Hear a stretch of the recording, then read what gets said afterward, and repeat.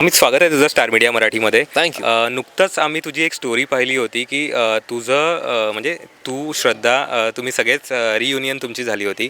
कसं होता एक्सपिरियन्स, काय सांगशील? आणि एवढ्या वर्षानंतर पुन्हा सगळ्यांना भेटलायस तू, काय सांगशील? खरंच खूप बरं वाटलं कारण मी परत डोंबिवलीला गेलो होतो माझ्या शाळेत, जिथे मी नर्सरी ते 10th मी तिथेच होतो डॉन बॉस्को स्कूलमध्ये.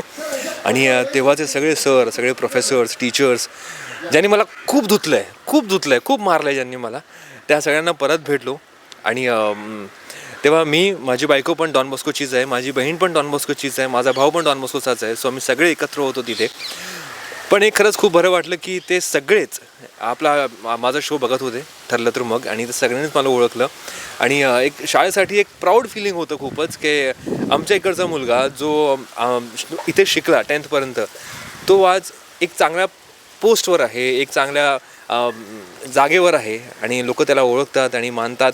आणि खरंच सगळ्यांना खूप बरं वाटलं. आणि मला पर्सनली खूप बरं वाटलं कारण जुन्या आठवणी जुन्या आठवणी जाग्या होतात, की आपण ही टीचर आहे आपली आणि आपण तिच्यासमोर मस्ती करायचो. हे सर आहे ज्यांनी आपल्याला इतकं मारलं होतं पण तरी काय आपण सुधारलो नाही. आणि शाळेत माझं असं असायचं ना, की माझी आई नेहमी म्हणायची की तुझी मेमरी खूप चांगली आहे पण तू अभ्यास करत नाही आहेस. म्हणजे मला कुठल्या पानावर उत्तर कुठे आहे, कोणत्या पॅरेग्राफवर आहे, तर सगळं मला माहीत असायचं. आणि मी असं असायचो की त्या 60 मार्काचा पेपर लिहिला आहे मी, 55 येतीलच, चला मी घरी जातो. जर मी तो 100 मार्काचा पेपर लिहिला असता तर आज मी मेरिटमध्ये असतो. पण मग मी ॲक्टर नसतो ना. मग काही हरकत नाही. पण खरंच ते सगळ्यांना भेटून मला खरंच खूप बरं वाटलं. सगळ्यांचे आशीर्वाद मला परत मिळाले. काही सर असे पण आले होते की ज्यांचं खूप वय झालं होतं, त्यांनीसुद्धा मला ओळखलं. आणि मेन म्हणजे आमच्या कॉलेजमधले जे पिऊन होते, आणि पिऊन आणि ताई म्हणतो आम्ही त्यांना, ते नेहमी असतात शाळेत आम्हाला हेल्प करायला, आमची काळजी घ्यायला. ते सगळेच खूप वयस्कर झाले होते. आणि त्या सगळ्यांना भेटून त्यांचा आशीर्वाद घेऊन खरंच खूप मजा आली होती मला. बरं अमित, वर्ग बदलला होता का? कारण एवढ्या वर्षांनी पुन्हा एकदा गेला होतास तिकडे.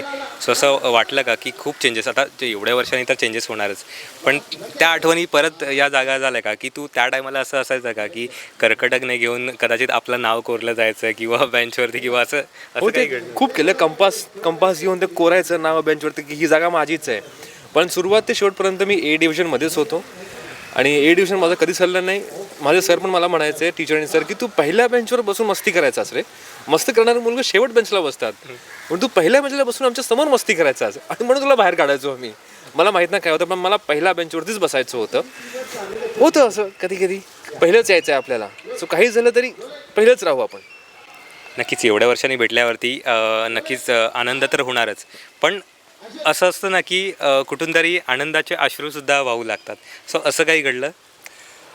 ॲक्च्युली ते होतंच, कारण जेव्हा शाळेत गेलो, त्या क्लासरूम, तीच बेंच जिथे बसायचो, मस्ती करायचो, आणि जिथे बसून पेनफाईट खेळायचो. पेनफाईट नावाची एक गेम आम्ही इन्व्हेंट केली होती खूप आधी आमच्या शाळेत.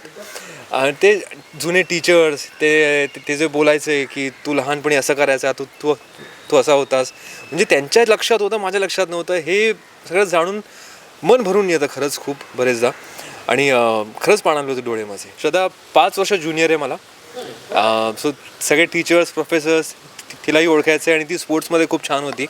सो कबड्डी, खो खो, रनिंग, त्यामध्ये ती खूप ॲक्टिव्ह होती तेव्हा. सो सगळेच तिलाही ओळखतात. आणि ती पण आज एक खूप चांगल्या पोस्टवर आहे, चांगल्या पदावर आहे. ते कंपनीची बॉस आहे आज. सो एक वेगळाच माज होता तिचा पण, आणि वेगळाच मान होता तिला, माझ्यापेक्षा जास्तच मी म्हणेन. कारण मी तरी ॲक्टिंगमध्ये आलो, ती शिक्षणाच्या क्षेत्रातच आहे आणि तिथेच पुढे चालली आहे ती. नक्कीच जुन्या आठवणी प्रत्येक वेळी ताज्या झाल्यावरती डोळ्यातून अश्रू येतातच, ते आनंद अश्रू असतातच. Thank you so much Amit. आणि जुन्या आठवणी तुझ्याही जिवंत झाल्या, त्या हिशोबाने रियुनियन झाले. सो पुन्हा असं प्रत्येक वर्षी भेटायला आवडेल का तुझ्या त्याच टीमला, किंवा त्या जुन्या मित्रांना, त्या शिक्षकांना? प्रश्नच तर मला खरंच खूप आवडेल. आणि या व्हिडिओच्या निमित्ताने मी सगळ्यांना सांगेन जे माझ्या बॅचमध्ये होते, की तुम्ही सगळ्यांनी प्लीज आवर्जून परत अशी काय रियुनियन असेलच आता परत नेक्स्ट इयर, तेव्हा सगळे तुम्ही प्लीज आवर्जून या. मला सगळ्यांना भेटायचं आहे, परत एकदा शाळेतल्या त्या आठवणी जाग्या करायच्या आहेत. आणि मेन म्हणजे माझी जी बहीण आहे ती माझ्याच शाळेत टीचरसुद्धा होती.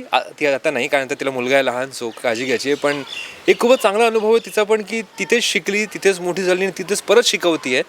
सो शाळेची परत फेड करणं आपण जे म्हणतो ते करते आहे. सो मी सगळ्यांना आवर्जून सांगेन please please please next time next रियुनियनला तुम्ही सगळेच परत या, भेटू आपण.